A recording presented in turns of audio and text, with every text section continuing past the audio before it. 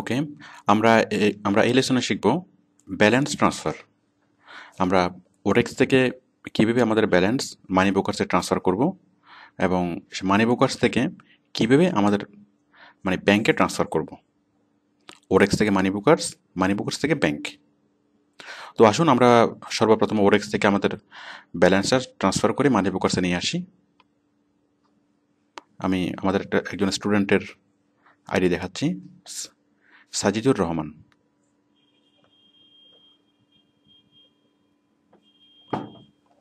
দেখুন আমরা আমাদের এই স্টুডেন্টের আইডি থেকে ব্যালেন্সটা নিয়ে আসবো মানি ব্রোকার্সে। ওয়ালেটে দেখি, দেখুন তার মেইন ব্যালেন্সে আছে $14.83 আর পেন্ডিং ব্যালেন্সে আছে $20। তার মানে পেন্ডিং ব্যালেন্সে যেটা আছে আমরা সেটা এখন উইথড্র করতে পারবো না, তো ট্রান্সফার দেওয়া যাবে এইটা, মানে মেইন ব্যালেন্সে যেটা আছে। তো আমরা উইথড্র দেওয়ার জন্য যাব, তাহলে আমরা $14 ট্রান্সফার দেবো। ট্রান্সফার দেওয়ার জন্য মানি ব্রোকার্সে এই $14 ট্রান্সফার দেওয়ার জন্য আমি ক্লিক করলাম উইথড্রতে। দেখুন ওয়ালেট থেকে উইথড্র ক্লিক করলাম।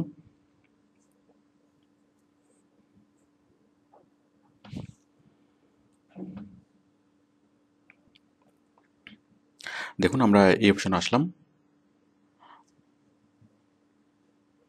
তাহলে ওয়ালেট থেকে উইথড্রল এখানে দেওয়ার পরে আপনার সিকিউরিটি কোশ্চেন চাইবে।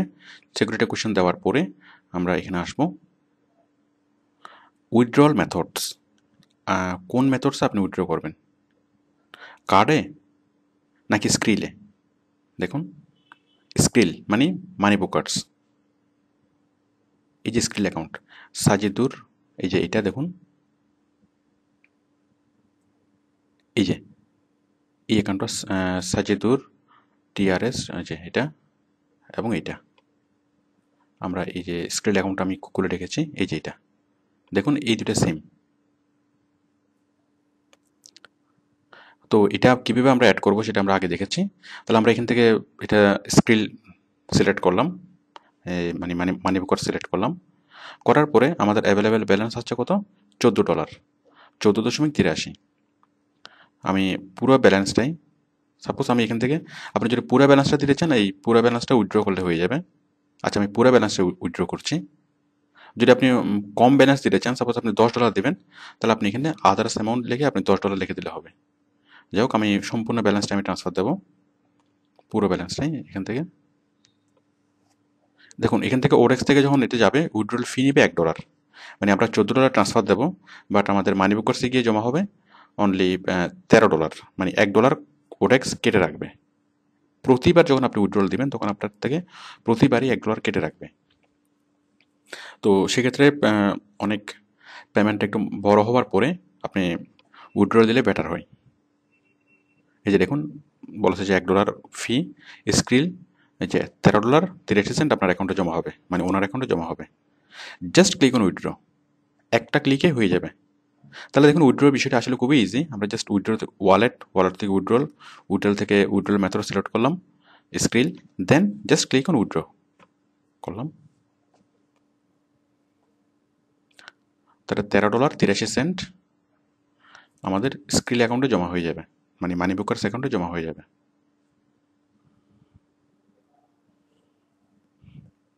হ্যাঁ দেখুন একটা নোটিফিকেশন আসলো, payment method krill, withdrawal amount এত, ফি এত, অ্যামাউন্ট এত, হ্যাঁ অ্যামাউন্ট টু বি উইথড্রন এত।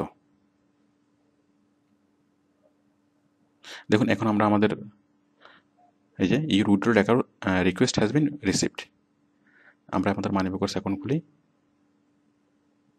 একটু সময় লাগবে।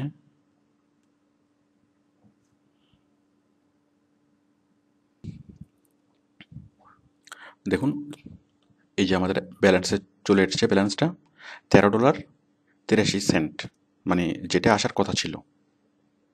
ওকে, ব্যালেন্সটা এখানে আসলো। এখন আমি এই ব্যালেন্সটা এখান থেকে ব্যাংকে ট্রান্সফার করব। দেখেন আমরা যেটা করেছি অলরেডি, আমি ওরেক্স থেকে সেটাকে মানি ব্রোকার্সে ট্রান্সফার করলাম, সেটা মানি ব্রোকার্সের ব্যালেন্স এখন আছে। এখন আমি মানি ব্রোকার্স থেকে ব্যাংকে ট্রান্সফার করব। দেখুন আমরা মানি বুকার্সে গেলাম, মানি বুকার্সে ঠিক একইভাবে আমি উইথড্রলে ক্লিক করব, জাস্ট ক্লিক অন উইথড্রল।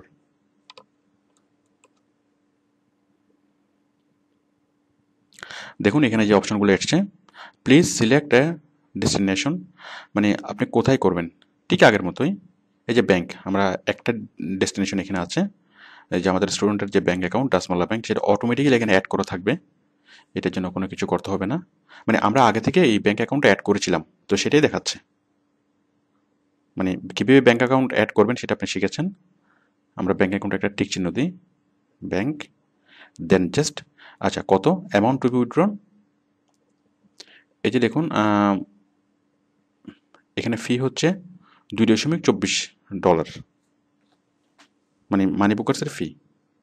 তাহলে আপনার ব্যাংক অ্যাকাউন্টে ট্রান্সফার হবে কত, $11.58। সাপোজ আমরা এখান থেকে দিচ্ছি $11। তো একটা জিনিস আপনি খেয়াল করুন যে মানে যতবারে আপনি যত বড় অ্যামাউন্ট ট্রান্সফার দেবেন ততই লাভ, কারণ এই যে ফিগুলো এগুলা প্রায় ফিক্সড থাকে। তাছাড়া আপনি যে ফি অপশানে এই জিনিসগুলো পাবেন, ফিতে যে কত টাকা ট্রান্সফার করলে কত টাকা ফি নেবে। তো অল্প পেমেন্ট ট্রান্সফার দিলে ওডেক্সে 1 কেটে রাখবে, আর তাছাড়া এখানে দেখতে পাচ্ছেন এখানে কিছু ফি কেটে রাখবে। তো ছোটো অ্যামাউন্টের জন্য বড় অ্যামাউন্টের জন্য প্রায় একই রকম ফি। তো একটু অ্যামাউন্ট একটু বড় হওয়ার পরে আপনি আনলে বেশিটা সুবিধা হবে। তো আমি $11 আমার ব্যাংকে পাঠাতে বলবো, 11 লিখলাম, লিখে জাস্ট ক্লিক অন নেক্সট।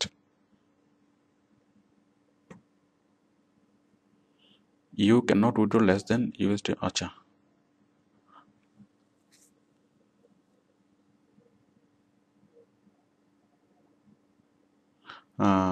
যাই হোক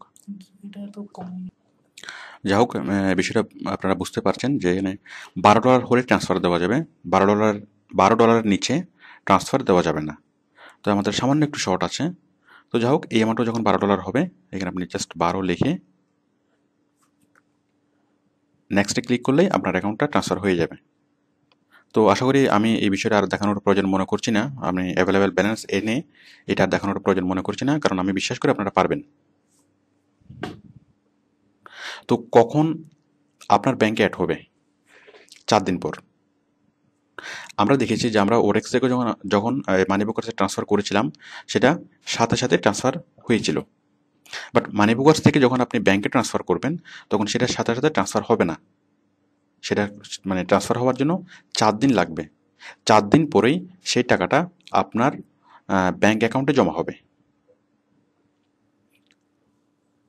ওকে, তো আশা করি আপনারা ডলার ট্রান্সফার করতে পারবেন, আপনাদের পেমেন্টে ট্রান্সফার করতে পারবেন। ওকে, থ্যাংক ইউ।